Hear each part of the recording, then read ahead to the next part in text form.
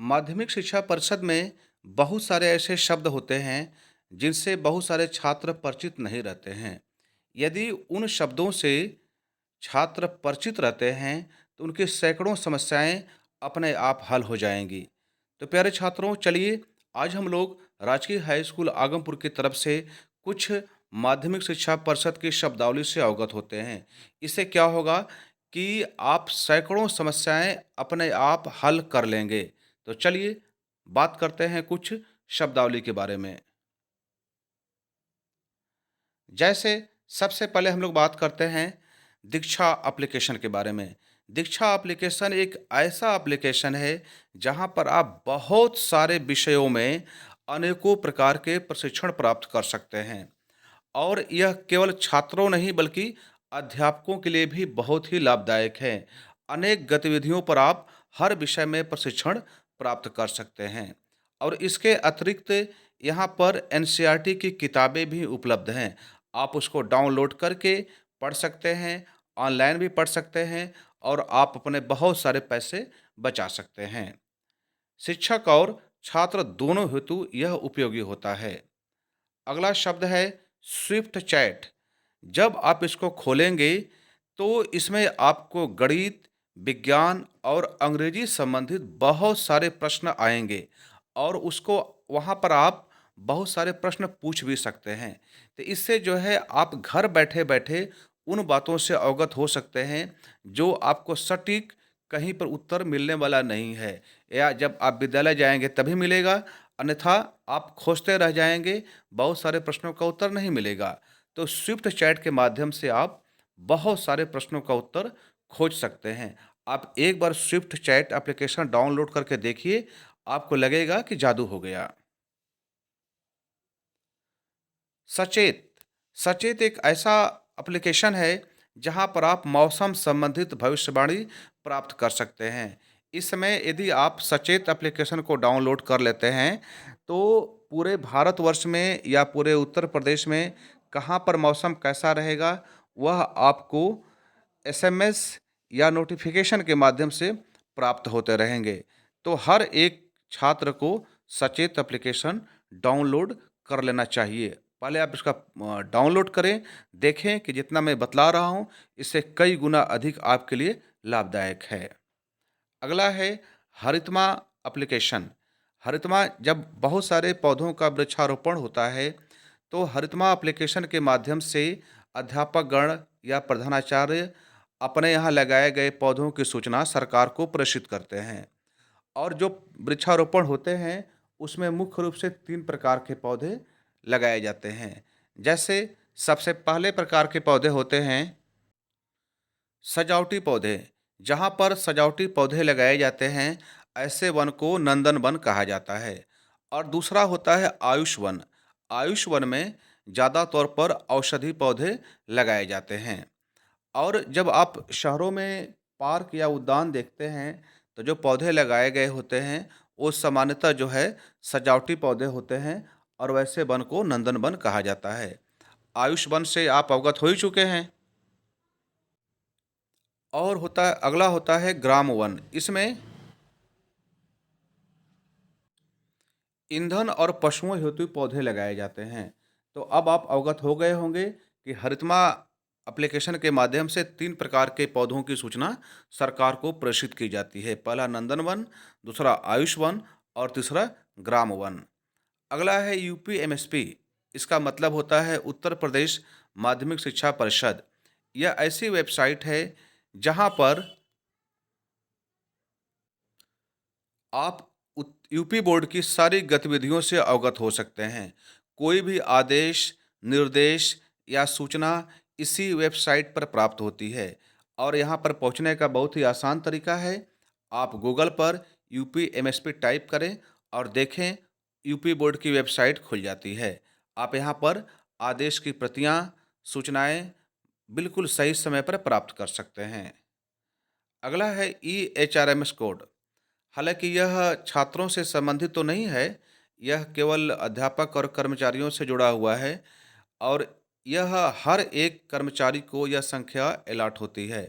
ईएचआरएमएस का मतलब होता है ह्यूमन रिसोर्स मैनेजमेंट सिस्टम। और यह जो है किसी भी कर्मचारी के प्रथम दिन से रिटायरमेंट तक का विवरण या डेटाबेस यहाँ पर उपलब्ध रहता है। और हर एक कर्मचारी या शिक्षक को एक कोड प्राप्त होता है जो 6 या 7 अंकों का होता है। पहले 6 अंकों का होता था, अब यह 7 अंकों का होता है। राजकीय विद्यालय यह पूर्णतः सरकारी स्वामित्व वाले विद्यालय होते हैं और बहुत सारे छात्र यहाँ पर कम शुल्क में अच्छी गुणवत्ता युक्त शिक्षा प्राप्त करते रहते हैं। दूसरा है अशासकीय विद्यालय, यह प्रबंधकीय विद्यालय होते हैं। जो छात्र यहाँ पढ़ते हैं, भली भांति आप देखते हैं कि यहाँ पर एक मैनेजर होते हैं और अध्यापक होते हैं। पीईएस, पीईएस जो होता है, इसका मतलब होता है प्रोविंशियल एजुकेशन सर्विस। यह पीसीएस के माध्यम से चयनित इसमें ऑफिसर ग्रेड के लोग आते हैं। जैसे जिले स्तर पर बेसिक शिक्षा अधिकारी और जिला विद्यालय निरीक्षक होते हैं। और भी बहुत से लोग होते हैं, लेकिन ये लोग सामान्यतः पीईएस ही होते हैं। स्कूल ग्रेडिंग, यह हर 3 महीने पर किसी भी विद्यालय की ग्रेडिंग की जाती है और इसके माध्यम से पता चलता है कि विद्यालय कितना तरक्की कर रहा है, आगे बढ़ रहा है कि नहीं बढ़ रहा है। विद्यालय की सारी गतिविधियाँ, इंफ्रास्ट्रक्चर या जो भी फंड है, सब कुछ यहाँ पर विवरण के रूप में दिया जाता है। अगला होता है डीआईओएस।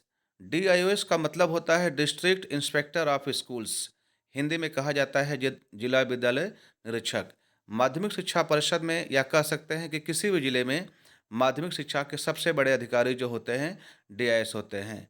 ये लोग जो है तमाम कार्यों को संचालित करवाते हैं और यूपी बोर्ड द्वारा जो भी आदेश दिए जाते हैं, जिले में लागू करवाना इनकी जिम्मेदारी होती है। और ये लोग विद्यालय के इंस्पेक्टर होते हैं और ये लोग समय-समय पर विद्यालय का निरीक्षण करते रहते हैं। जब ये लोग प्रसन्न होकर के विद्यालयों पर जाते हैं, तब तो अच्छा लगता है, और जब कुपित होकर जाते हैं, तब आगे कैसा लगता है, आप समझ सकते हैं। अगला शब्द है एलटी ग्रेड टीचर। आप हमेशा सुनते होंगे कि वहाँ पर एलटी टीचर कार्यरत हैं। तो एलटी का मतलब होता है लाइसेंसिएट इन टीचिंग। यह एक पद होता है और ठीक एलटी से ऊपर के जो लोग होते हैं, वो प्रवक्ता कहे जाते हैं और उसके बाद प्रिंसिपल होते हैं। अगला शब्द है डिजिलॉकर। यहाँ पर प्रमाण पत्रों को पाने का एक बहुत ही अच्छा माध्यम होता है और यह अब हर छात्र को इससे परिचित होना जरूरी है। तमाम प्रमाण पत्र भी सरकार डिजिलॉकर के माध्यम से भेजती है।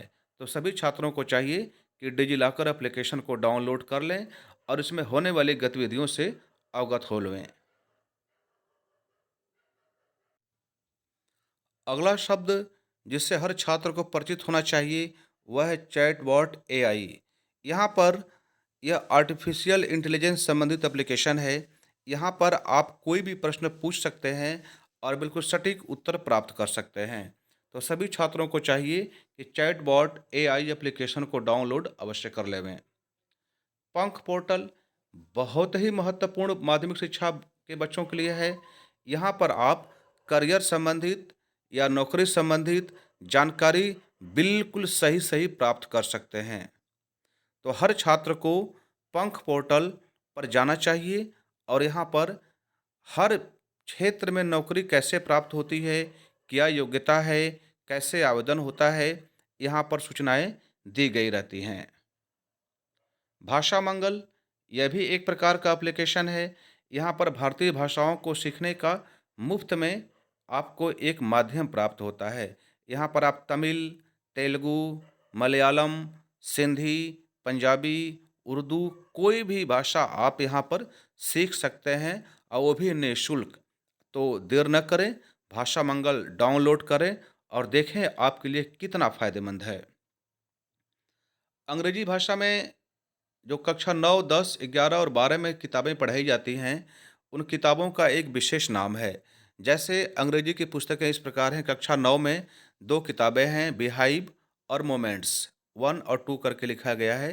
कक्षा 10 में भी 2 किताबें हैं, फर्स्ट फ्लाइट और दूसरी है फुटप्रिंट्स विदाउट फीट। कक्षा 11 में है हॉर्नबिल और स्नैपशॉट्स। जबकि कक्षा 12 में फ्लेमिंगो और विस्टास, यह दो दो किताबें हैं। अर्थात 9, 10, 11 और 12, इन चारों क्लासेस में 2-2 किताबें अंग्रेजी की होती हैं।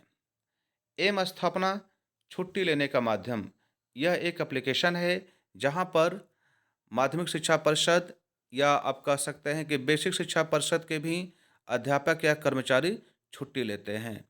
तो यह सभी छात्रों को भी परिचित होना चाहिए कि एम स्थापना एक प्रकार का एप्लीकेशन है जहाँ पर छुट्टियाँ ली जाती हैं। डाइट, हर जिले में एक डाइट होता है जिसका मतलब होता है district institute for education and training. Hindi में कहा जाता है जिला शिक्षा एवं प्रशिक्षण संस्थान। यहाँ पर अध्यापकों की फौज तैयार की जाती है। अध्यापकों को तमाम तरह की ट्रेनिंग दी जाती है कि विद्यालयों में कैसे पढ़ाया जाता है, और यहाँ पर अनेक गतिविधियाँ भी की जाती हैं जिससे जो पुराने भी अध्यापक हैं वो भी अपडेट किए जाते हैं।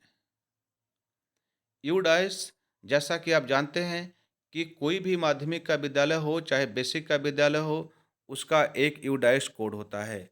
यूडाइस का फुल फॉर्म होता है unified district information system for education.